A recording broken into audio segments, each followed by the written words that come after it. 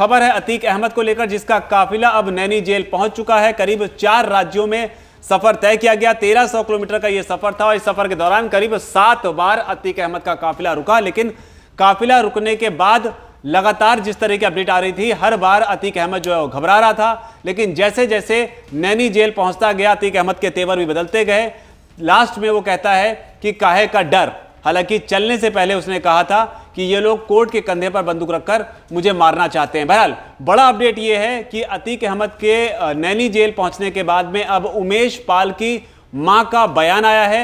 उमेश पाल, वही उमेश पाल जिसकी दिन दहाड़े हत्या कर दी गई थी। इस हत्या के मामले में अतीक अहमद के साथ साथ उसके कई करीबियों का या उसके पूरे गैंग का नाम जो है इस मामले में सामने आया था। बताया जाता है अतीक अहमद ने ही जेल से उमेश पाल को मारने की बात कही थी। इसी कड़ी में अब मां का बयान आया है। योगी आदित्यनाथ से गुहार लगाई है और साथ ही बयान आया है अतीक अहमद के वकील का भी। अतीक अहमद के वकील ने क्या कुछ कहा है वो आपको बताते हैं, लेकिन सबसे पहले उमेश पाल की मां ने योगी आदित्यनाथ से क्या गुहार लगाई है, सबसे पहले वो बताते हैं।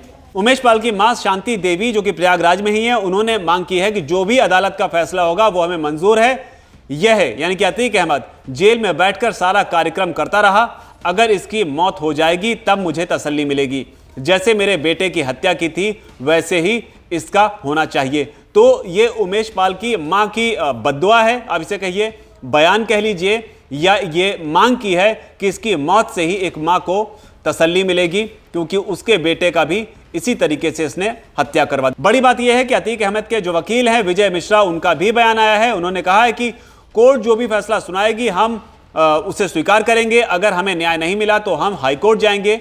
हमें अतीक अहमद की सुरक्षा की फिक्र है। हम राजस्थान से उनके काफिले के साथ चल रहे हैं। तो यह वकील का बयान आया था कि किस तरीके से काफिले के साथ वो रास्ते पर रहे, क्योंकि उन्हें डर था कि रास्ते में कहीं गाड़ी ना पलट जाए, कहीं इनकाउंटर ना हो जाए। लेकिन उमेश पाल की मां के बयान पर आपकी क्या राय है, जिन्होंने योगी आदित्यनाथ से गुहार लगाई है कि अगर अतीक की मौत होती है तो उनकी आत्मा को या उनके दिल को तसल्ली मिलेगी?